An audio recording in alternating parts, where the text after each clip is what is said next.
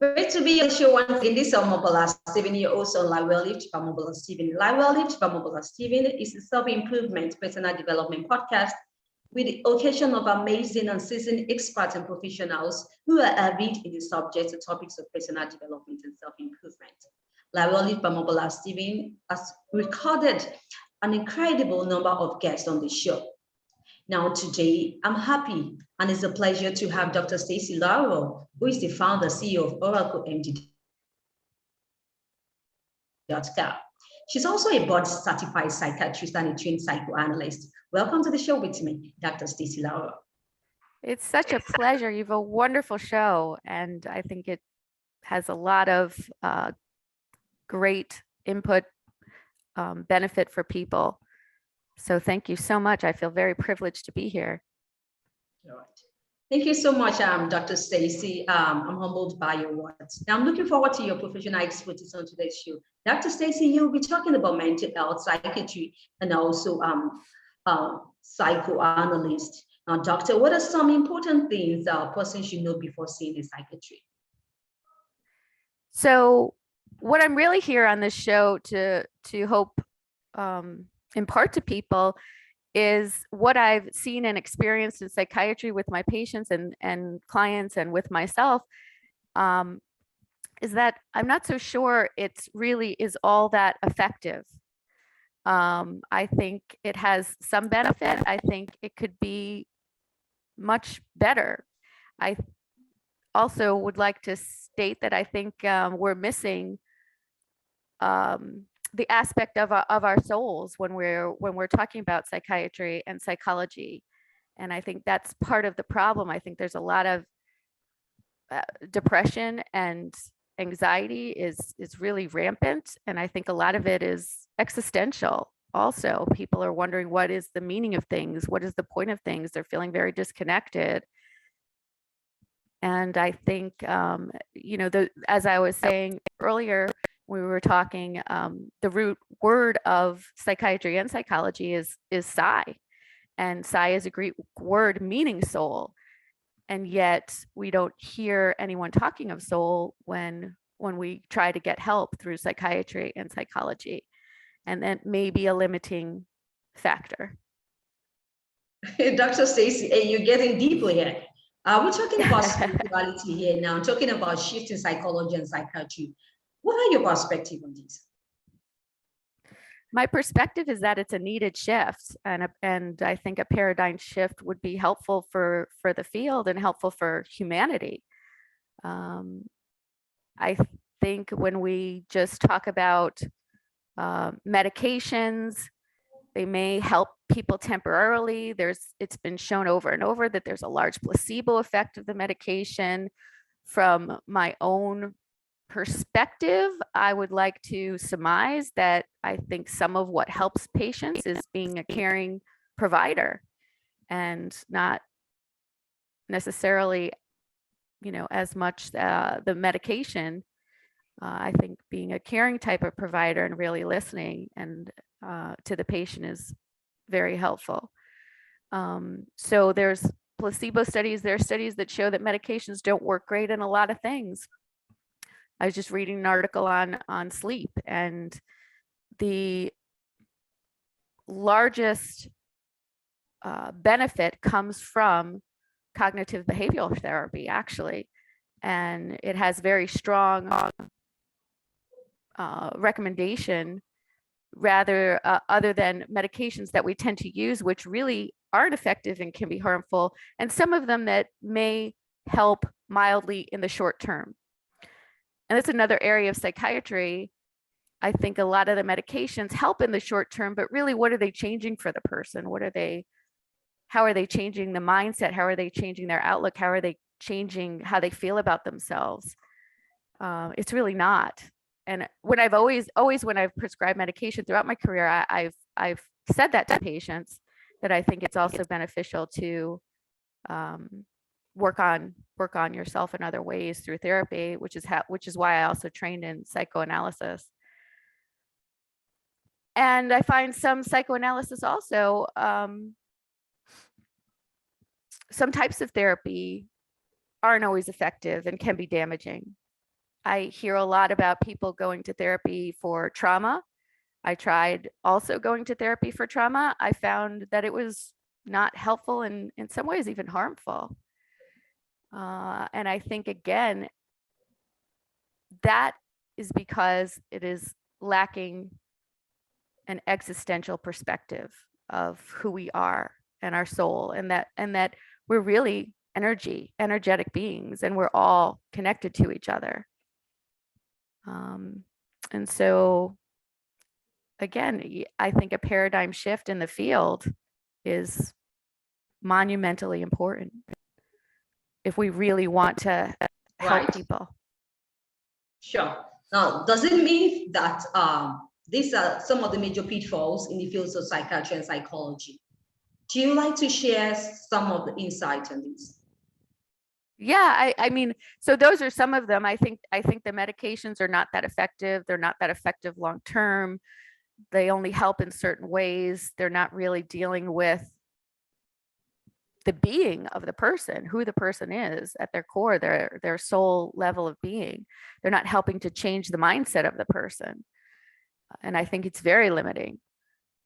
There's also issues politically. I don't know if you want to get into those, but in terms of how the healthcare system is set up, and our taxes go to programs that are supposed to help patients with severely and persistently mentally ill. And I also don't see that happening. And that may be a whole nother area of discussion, but it's a major issue. Right. Oh, doctor, we got a lot of work to do. Or what do you infer? What's the suggestion on that? Because now we're getting deep, right? And we're also moving to spirituality. Well, let's move ahead. Now, it is clear that the stigma surrounding mental illness and mental health and disorder is declining, right? Sure. But there's still some work to do. Yes, I think there's still a lot of work. Yes. How can we destigmatize mental health? Okay, that is a great question, and I'm so glad you asked. So I think we can destigmatize mental health. One way to start with is by destigmatizing feelings and the expression of feelings and the emoting of feelings. I think things have moved from, boys don't cry and girls are, overly emotional. I still think that there's a lot of that around. I still think there's a lot of guilt over emotions. I think that we're not really taught what emotions are and what we're supposed to do with them. And so I think part of destigmatizing health, when we say somebody has depression, instead of an illness, say, oh, great, this is wonderful, because your feelings are telling you something. Let's look at it. Let's see what it's telling you. Let's do something with that to help you, because clearly your feelings are telling you something's going on and something needs to change, and let's do that. So instead of saying it's an illness, things are working really well. Your body, your spirit is telling you you're depressed and something isn't right. That's what it's supposed to do. And it's not an illness. It's not an illness to say you're anxious and don't be anxious. It's let's look at what your feelings are saying. Oh, right. And I think that that's would very be a important. huge Now, talking shift. about personality, would you like to share? Dr. Stacie, we've got a lot of work to do concerning shift, right? Thank you for this disruptive mind shift discussion we're having. Now, I'd like you to share your insight on psychodynamic perspectives on personality. Okay, that's a large topic. So, yeah, I think that, as I said, we're all energy and we're all interacting all the time. And so psychodynamics is sort of like the dynamics between people and the world that we're living in. So there are certain personalities, I think, that's maybe it's harder to get along with than other personalities. So there's often a lot of talk about, for example, a narcissist and an empath often get together. And at first it's sort of fireworks, and then it's really fire, damaging fire. And I think that, again, there's a perspective where we're kind of mirroring for each other things that we're rejecting in ourselves. And so I think a narcissist may have trouble engaging with the feeling and empathic part of themselves. And the empath may have trouble engaging with setting boundaries and taking care of themselves. And again, I think that's another huge shift that can occur is when we have trouble with somebody, is it possible that it's a mirroring issue? Is it possible that we're rejecting something about ourselves that they're really to one extreme about? Doesn't mean we have to be like them, but it means maybe it's something we need to take a look at. Maybe it's something we need to work on, and maybe we need to love that person for who they are, even though it might not be healthy for us, or we may need to set a boundary with them. It doesn't have to be I'm right, you're wrong, and let's call each other names and get angry and make things worse. Does that answer the question? I know that there's a lot of different directions I could go with that question. That's right, because I know that there are some latest trends, right? So that's what I want you to talk about. Any latest trends you would like to focus on? Okay. So yeah, I mean, are there questions that come up when I talk about that? Any other questions that? Yes. So we talk about anxiety, depression, healing from this mental illness. The question is, are there non-medication ways that is available for patients? Now, I know that you're talking about a shift in this regard. Like to know more. So, I mean, I think that there are medications that can help. And what I tell my patients is that, you know, usually people have other reasons behind the depression and anxiety, or they may not know, but often they do. And I always say, so, you know, you've lost this loved one, or you've had this traumatic experience happen to you. The medication isn't going to change that. What it can do is sort of reset the chemistry and help you feel a little bit better. So maybe you can work on those things and take a look at those things. So there are some medications that do that. I don't love promising medication as, you know, long-term, you know, you'll be on it the rest of your life. I do think people can grow. And I think that's sure. I like you to talk about non-medication ways. That's the question I'm asking. Yes. Are Okay. there So non-medication ways. Yes. Yes. I actually think, and studies have shown, that meditation is incredibly beneficial. It actually has a lot of resetting and rewiring and changing the chemistry that goes on very naturally. And you're very much in control. And the nice thing about it is you once you learn it, you can do it yourself. You don't have to share it with anyone. And it's very empowering, I'd say, very empowering.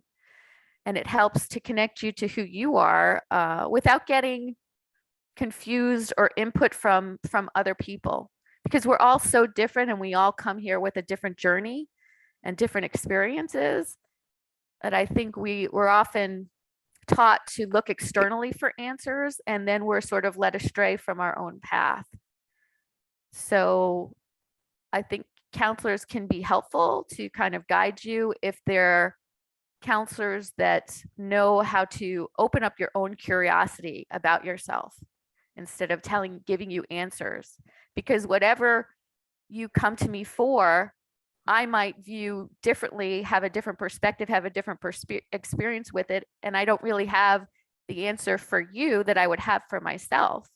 My answer for you would be to open up questions, to learn about yourself, to learn what would be the right path for you, to learn about what perspective is helpful to you, to learn about who you are.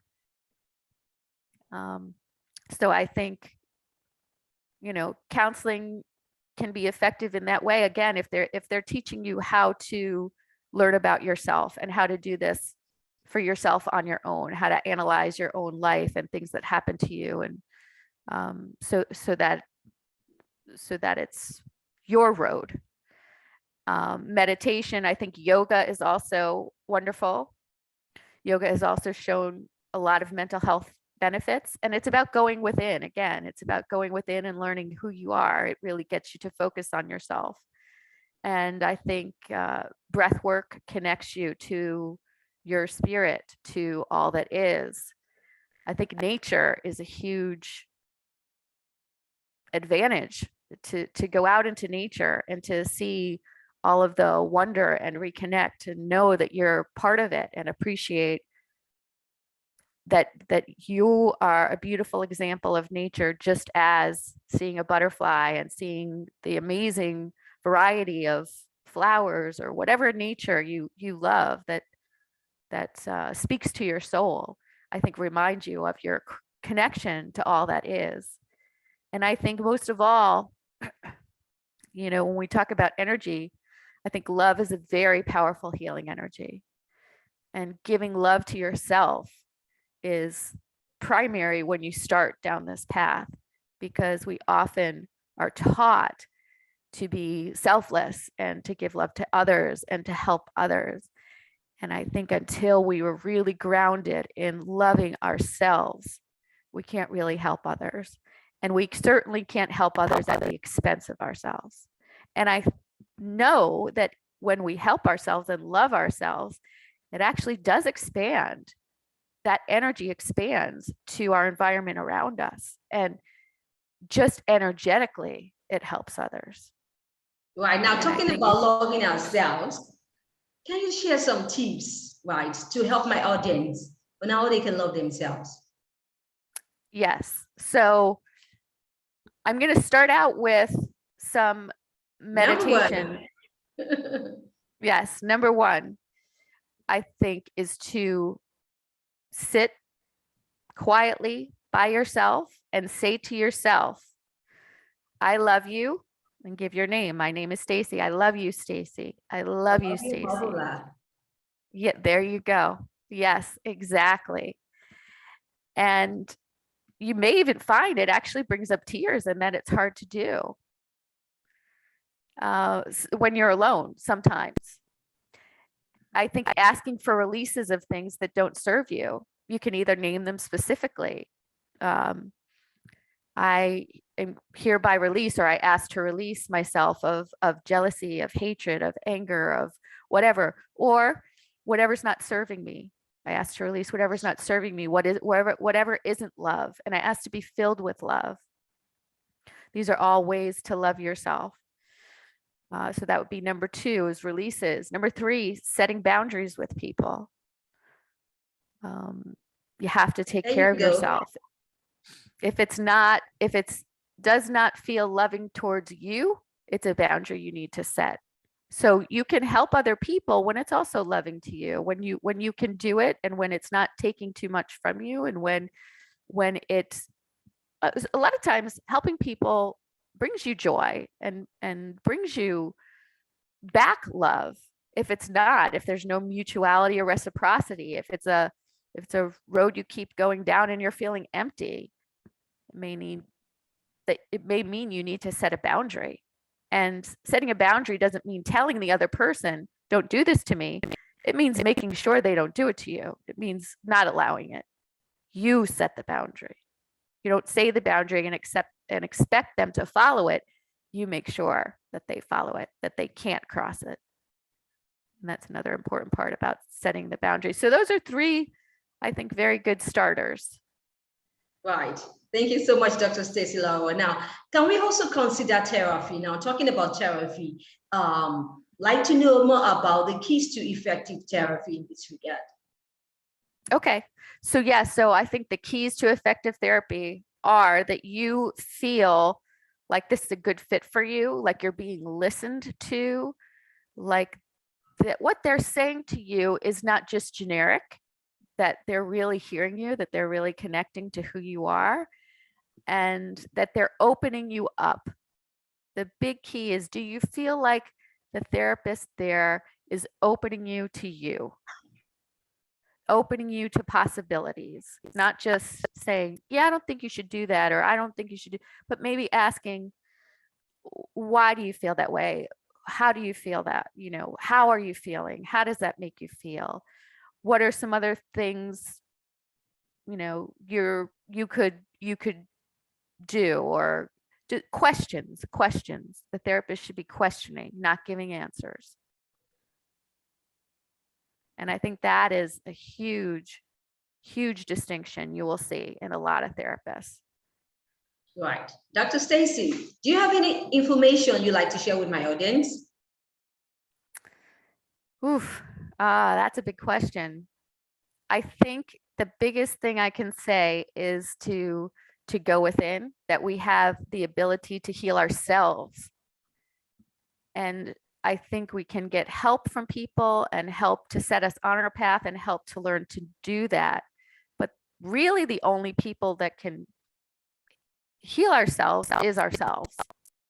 So even when people come to me and feel helped, I know, and I tell them that they've done it themselves. Sure. I'm so privileged and honored to be part of helping them do that, but I couldn't have done it. They've done it themselves. Sure. Because if you don't think you can, then you will not. But if you think you can, then you will. I think it all starts from the mind. Yes, mindset is very important. And I think we all, like you said, have a lot of limiting beliefs.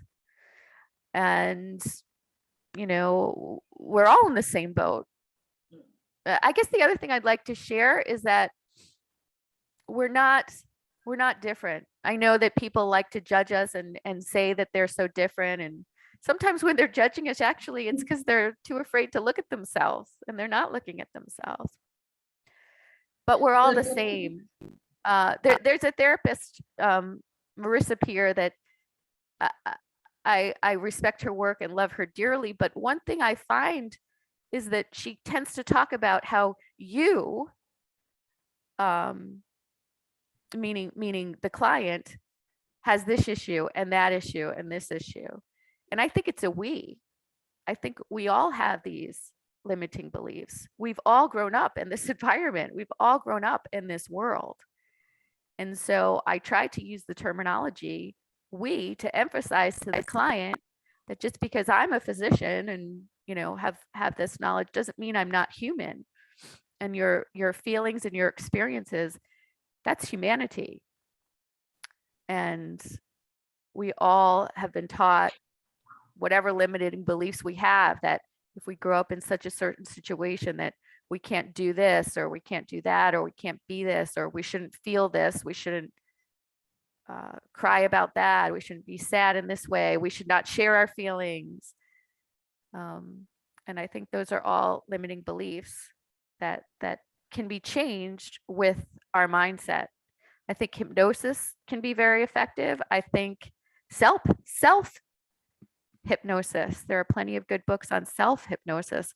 And again, in meditation, there's different types of meditation, but some of that you can be geared towards affirmations.